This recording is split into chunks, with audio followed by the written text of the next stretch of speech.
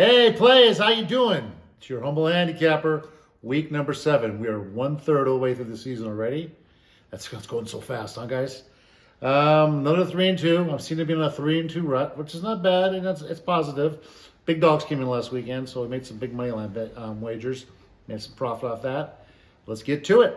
First game we're going to is the Indianapolis Colts going into Tennessee. They're catching 2.5. It's revenge, division dog coming back. Matt Ryan's playing well. He had one of the better games in a long time. They're getting both their running backs back. That should be a big difference for them. Give me a decent playing Ryan over a mediocre Teddy Hill every time. I love the revenge factor. I love the 2.5. You know, we've discussed how it's always kind of like they're trying to bait you into laying a 3 instead of say 2.5. So that's going to be my first play. Number 2, we're taking the Falcons one more time. We're going to play that bird till that bird drops dead. And right now, it is been 6-0 against the number. Won outright against Frisco last week. Going into Cincinnati, I made it 3.5, 6.5. So I think I'm catching 3 points in the value right there. Cincinnati they've been getting outstanding the last 3 games. They found ways to win, but I think Atlanta can run the ball. They have an interesting statistic. They are outgaining their opponents by 10 attempts a game running wise, and I love that stat because it shows you're imposing your will. You can use the clock. You are just dominating the line of scrimmage. I think they want to shoot out with Cincinnati, obviously, but with a big tight end and that running game, I think they'll keep it within the number. Cincinnati has Cleveland coming up. That's like in-state rivalry, so that's a little look ahead for them. I know Cleveland's like great, but that's a big game for them. They want to beat their in-state rival. And you catch a 6.5, we'll do that. Money line it, guys, if you're so inclined. Lastly, I'll take the Washington Commanders, and you're probably going, what? Yes, I think Carson Wentz getting hurt might be the best thing for that team. Lots of distractions with Snyder and his shenanigans. They've played okay, but now they're bringing Henneke in, the young kid who played good against Green Bay last year. I like that little philosophy of rallying around your young quarterback when you know he's going to be starting that next week. Green Bay's bad, guys. They're not a very good ball club. They can't do too much. Aaron's got a banged-up finger. He's got no weapons. The running game, which should be really good with that talent, is not producing what they should.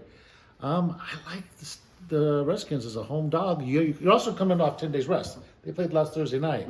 So they have plenty of time to get the kid accustomed to the system and catch those points. And, I want to play against Green Bay until they show me something else. I'm not saying anything. Let's jump to the afternoon. I'm going to take the San Francisco 49ers at home against the Kansas City Chiefs. Yeah, once again, but hey, that's Frisco. They're getting healthy. They're getting a lot of people back.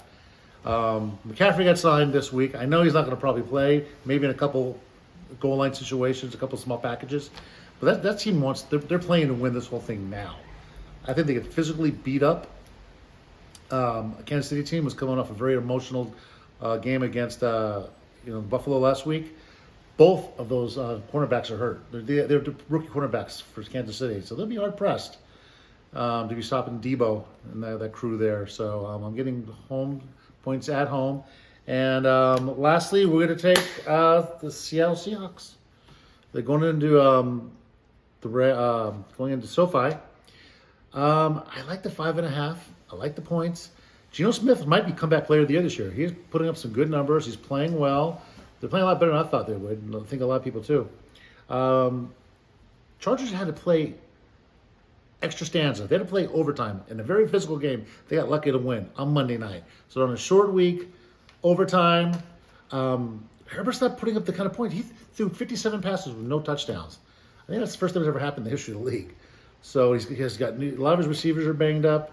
And once again, I see a little close contest there. So we're going to take the Seattle Seahawks, getting the 5.5. Those are my 5 underdog plays. I'm going to throw in a couple extra games I was thinking about. I took a good look at the Jets game. Russell Wilson isn't playing now, guys. I don't know if you're aware of that. But I don't know. That one looks like a trap game. And the Giants +3 looked interesting to me. Why are they getting 3? God, I want it to the game. But once again, I smell a rat. So use your discretion on that. So anyways, good luck. Happy hunting. And my daughter's going to show you her little face paint she got. We had went to the Harvest Festival for school today. There you go. Yeah, let's show off that face paint and say your little role. Say your little thing.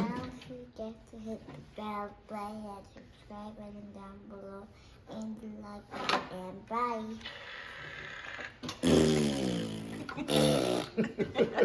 bye.